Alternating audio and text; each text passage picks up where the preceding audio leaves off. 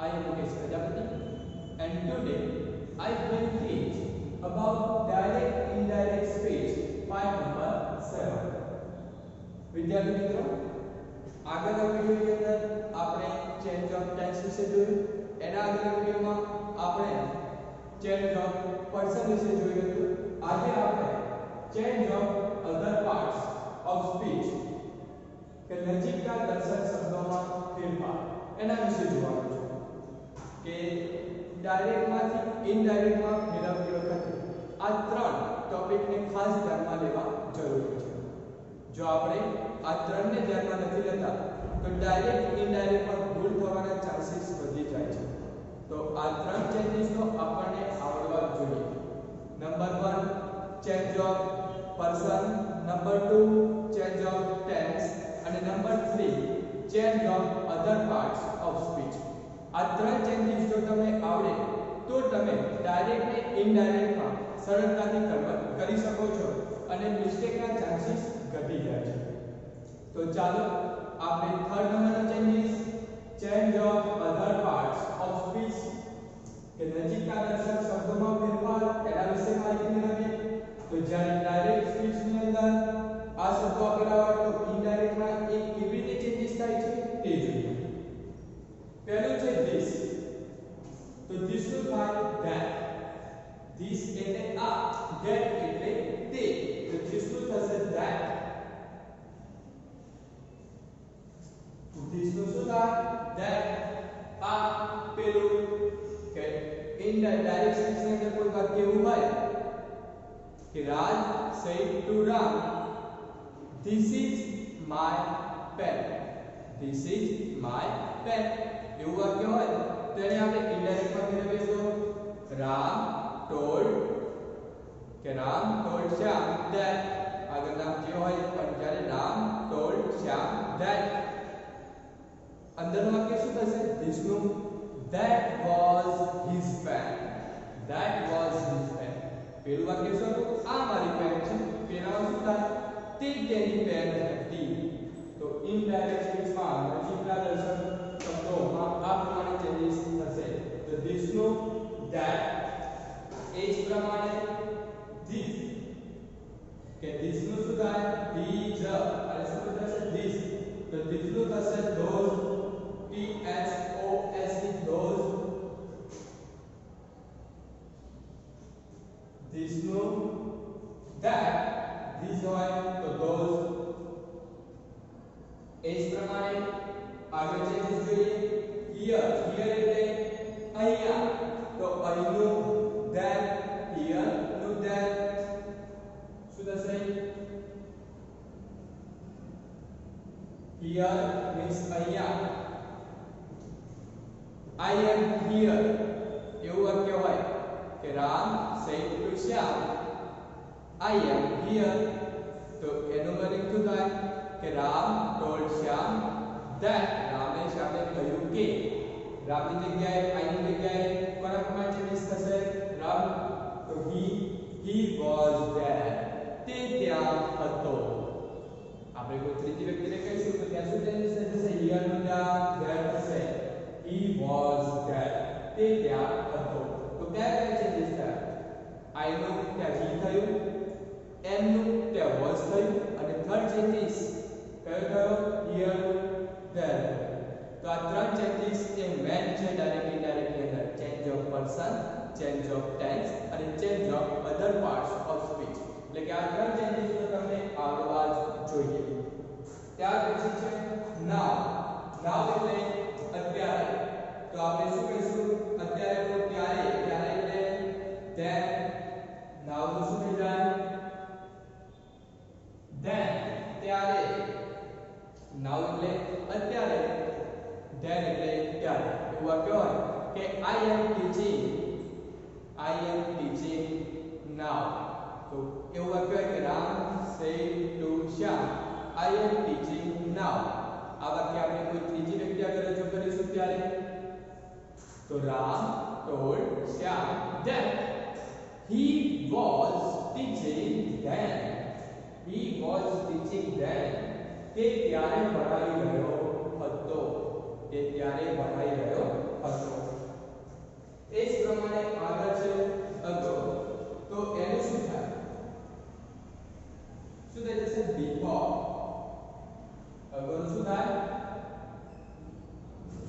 before.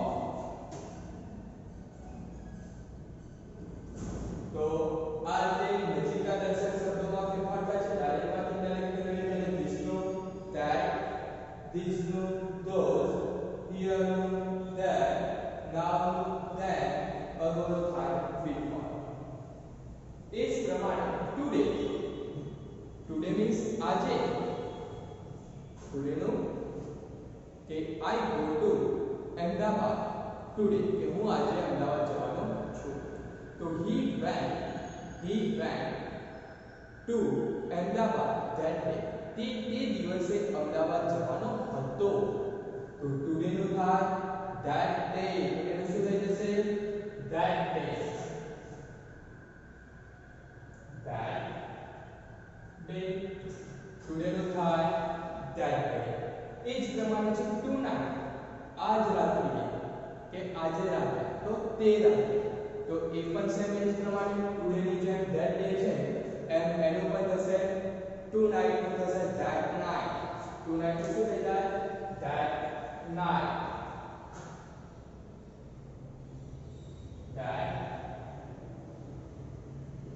that night.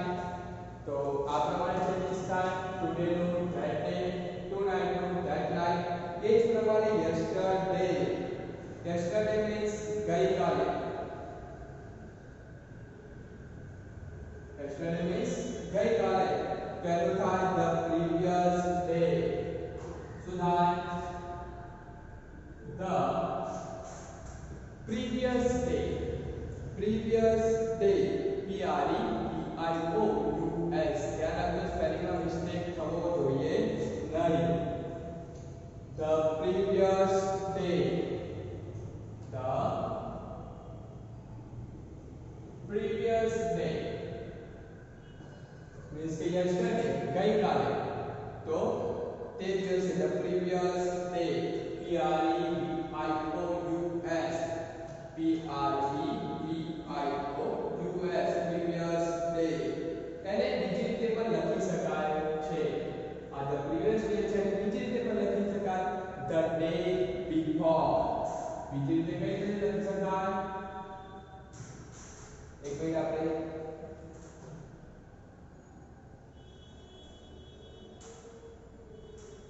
બે રીતે લખી શકાય છે. the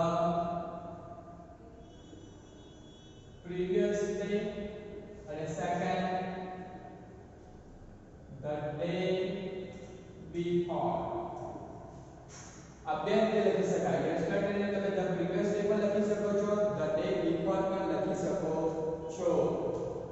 એ જ પ્રમાણે tomorrow છે. તો tomorrow ને પણ આપણે બે રીતે લખી શકીએ છીએ. the next day. tomorrow એટલે આવતો દિવસ. તો the next day. the next day. અને the day after. આ બે રીતે લખી શકાય. the next day અને the day after આ બે રીતે લખી શકીએ છીએ. tomorrow ને કઈ રીતે ડાયરેક્ટમાં આપણે ડાયરેક્ટ કરીએ તો tomorrow થાય the next day અથવા તો the day after. એ રીતે લાસ્ટ વીક છે, મંથ છે અથવા તો યર છે. લાસ્ટ મંથ હોય, લાસ્ટ વીક હોય અથવા તો લાસ્ટ યર હોય. તો એનું આપણે જે yesterday કર્યું છે એ પ્રમાણે ચેન્જીસ થાય. તો કેવી રીતે થશે? the previous. previous પાછળ વીક હોય, લાસ્ટ વીક હોય તો the previous week. Last month હોય તો the previous month. Last year હોય તો the previous year. તો the previous week. વીક હોય તો વીક લખવાનું, મંથ હોય તો મંથ લખીએ છીએ, યર હોય તો યર લખીએ છીએ. તો લાસ્ટ વીક હોય તો the previous week. Last month હોય તો the previous month. month. Last year હોય તો the previous year. the previous year. આ રીતે ચેન્જીસ થશે. એ જ પ્રમાણે નેક્સ્ટ હોય, નેક્સ્ટ વીક હોય, નેક્સ્ટ મંથ હોય કે નેક્સ્ટ યર હોય તો એનું થશે the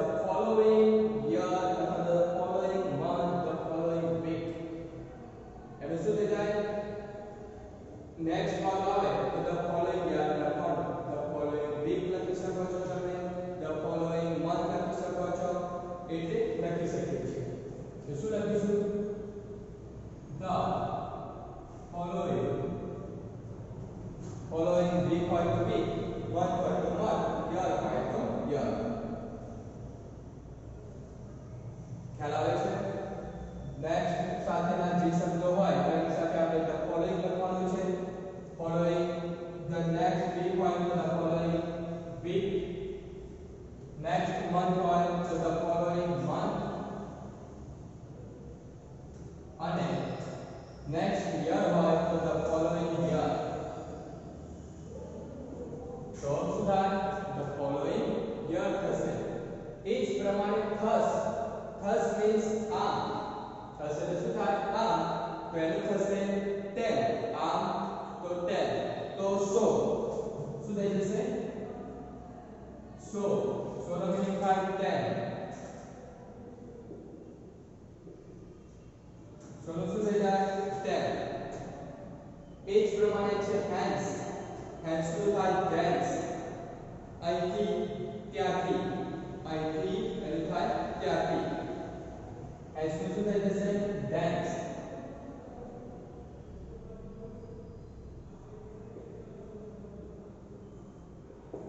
ડેન્સ. હેન્સ નું થાય ડેન્સ. અહીંથી ત્યાંથી. ત્યાંથી. એ જ પ્રમાણે કમ. કમ હોય તો એનું થશે ગો. જવાના સ્વરૂપે શું થઈ જાય? કમ નું થાય ગો. ઓએન ગો કે I come to school. I come to school. તેનું શું થઈ જાય? He goes to school. એવું વાક્ય હોય કે Ram said to Shyam I come to school. હું સ્કૂલે આવું છું. I come to school. હું સ્કૂલે આવું છું. તો એ વાતને ત્રીજી વ્યક્તિ રજૂ કરશે તો શું થશે? Ram told Shyam that. Ram told Shyam that he go to school. તે સ્કૂલે જતો હતો એટલે જવાના રૂપમાં. કમ એટલે આવું. આપણે જવાના રૂપમાં ત્યાં એને ચેન્જીસ કરીશું. તો કમ નું થશે ગો. સમજવા માટે ખાલી નોર્મલ સેન્ટેન્સ લીધું છે એની અંદર ચેન્જ ઓફ ટેન્સ પ્રમાણે પણ ચેન્જીસ કરવા પડે અથવા તો બીજા પર ચેન્જ ઓફ પર્સન એ બધા ચેન્જીસ કરવા પડે. એ આપણે હવે આગળ જ્યારે નેક્સ્ટ વિડિયોમાં આપણે જે ચેન્જ ટાઇપ્સ ઓફ સેન્ટેન્સ એના પ્રમાણે આપણે જે ચેન્જીસ કરીશું એના વિશે કરવાનું છે. અત્યારે આપણે શું જોયું કે change of other parts of speech પ્રમાણે ડાયરેક્ટમાંથી આપણે જ્યારે ઇનડાયરેક્ટમાં ફેરવીએ તો ડાયરેક્ટના શબ્દો જે છે નૈતિકતા દર્શાવે એ કેવી રીતે ચેન્જ થાય છે એ. તો ચાલો એકવાર ફરીથી જોઈ લઈએ. ડાયરેક્ટ સ્પીચની અંદર જ્યારે રિપોર્ટેડ સ્પીચમાં અધર વર્ડ્સની અંદર ધીસ આપ્યું હોય તો ધીસ તો ત્યાં આપણે ફ્લેટ કરવા પડશે કે અધર પાર્ટ્સ ઓફ સ્પીચ આટલા શોધા ચેન્જ ઓફ પર્સન અને ચેન્જ ઓફ ટેન્સ એ તો આગળ જોયું. હવે થર્ડ ચેન્જીસ કયો કરવાનો છે એ કે ધીસ હોય તો ત્યાં ફ્લેટ થઈ જશે. ધીસ હોય તો those. Here that. Now then. Ago before. Today do that day. Tonight that night. Yesterday ના where થઈ શકે છે. The previous day પણ લખી શકાય. The day before પણ લખી શકીએ છીએ. એ જ રીતે tomorrow માં પણ where લખી શકીએ છીએ. The next day and the day after. ત્યાર પછી લાસ્ટ વીક હોય, લાસ્ટ મંથ હોય કે લાસ્ટ યર હોય તો the previous week. month હોય તો the previous month. year હોય તો the previous year. એ જ પ્રમાણે next સાથે આવતા શબ્દો તો the following. next week હોય તો the following week. next month હોય તો the following month. next year હોય તો the following year. આ પ્રમાણેના ચેન્જીસ થશે. થસ આપેલું હોય તો થસ નું થશે સો. હેન્સ આપેલું હોય તો હેન્સ નું થશે ડેન્સ. અને કમ આપ્યું હોય તો કમ નું ગો થશે. આ ધ્યાન રાખવાનું રહેશે. તો વિદ્યાર્થી મિત્રો જ્યારે આપણે ડાયરેક્ટ સ્પીચને ઇનડાયરેક્ટ સ્પીચમાં ફેરવતા હોઈએ, જ્યારે ડાયરેક્ટમાંથી ઇનડાયરેક્ટમાં ફેરવતા હોઈએ તો આ ત્રણ રૂલ્સ એ તમારે ખાસ ધ્યાનમાં લેવાના છે. Change of person, change of tense અને change of other parts of speech. કારણ કે આ ત્રણની અંદર વધારે ભૂલો બધા કરતા હોય છે. તો આ ત્રણ તમને ખાસ આવડવા જરૂરી છે. જો આ ત્રણ આવડશે તો તમે ડાયરેક્ટમાંથી સરળતાથી સેન્ટેન્સને કન્વર્ટ કરી શકો છો. તો આ ત્રણ જે આપણે જોયા છે, change of person, change of tense અને change of other parts of speech, તો આ ખાસ તમારે તૈયાર કરવાના રહેશે. હવે આપણે નેક્સ્ટ વિડિયોની અંદર આ ત્રણ ચેન્જીસ સાથે આપણે સેન્ટેન્સની અંદર કેવી રીતે ચેન્જીસ કરી શકીએ છીએ એ જોઈશું. હવે આપણે નેક્સ્ટ વિડિયોથી ટાઈપ ઓફ સેન્ટેન્સ પ્રમાણે કે સેન્ટેન્સના પ્રકાર પ્રમાણે ડાયરેક્ટમાંથી ઇનડાયરેક્ટમાં કેવી રીતે ચેન્જીસ થાય છે એ જોવાનું છે. તો ત્યાં સુધી તમારે અત્યાર સુધીના જે પણ વિડિયો છે એની અંદર જે પણ માહિતી આપવામાં આવી છે એ બધી જ તૈયાર કરવાની રહેશે. જો આ વર્ક હશે તો જ આગળના નેક્સ્ટ વિડિયોમાં તમને ખબર